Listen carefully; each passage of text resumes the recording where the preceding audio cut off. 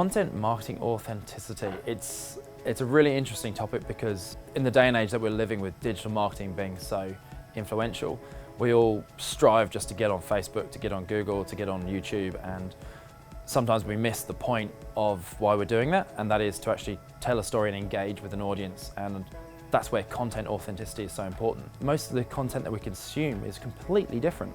We can actually connect with people at a personal level. We see behind the scenes of the Kardashians, we see behind the scenes with Obama, we get to see all these different things, whereas before that's never been it, it's always been the polished front.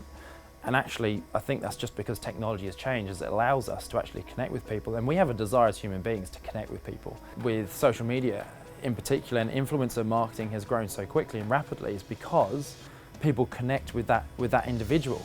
And that's what's so powerful about user-generated content, is people connect with it. It's not overproduced, it's real, it's got errors in it, it's got mistakes, the lighting's not quite right. From that perspective, I think it's so important that we do connect with people, particularly from a social media perspective. There's an expectation of real rather than perfect. Is there a silver bullet formula for marketing?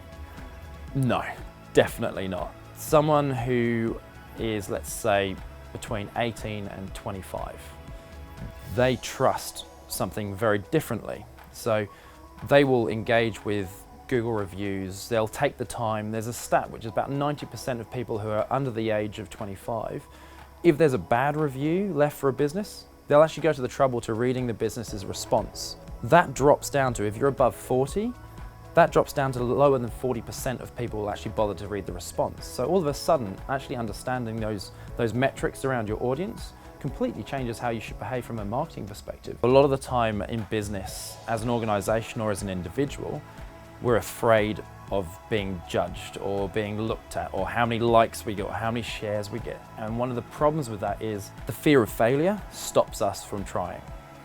And actually that's the wrong way to look at it.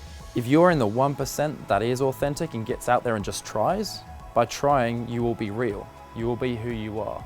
Because at the end of the day, you are your business and your business is your business. So if you are just representing what you do and what you say and what you believe, and you're putting out there, guess what? It's going to be authentic. What we try to do is actually take the time to really understand a business before we even go at looking at a strategy or the content or the creative to know what's going to work for that business. We have the skills and the ability to try and understand what is going to appear as authentic to their target market and who they are. And sometimes that's part of the challenge as well, is creating content, but then making sure it's going out to people who are going to be receiving it as authentic content.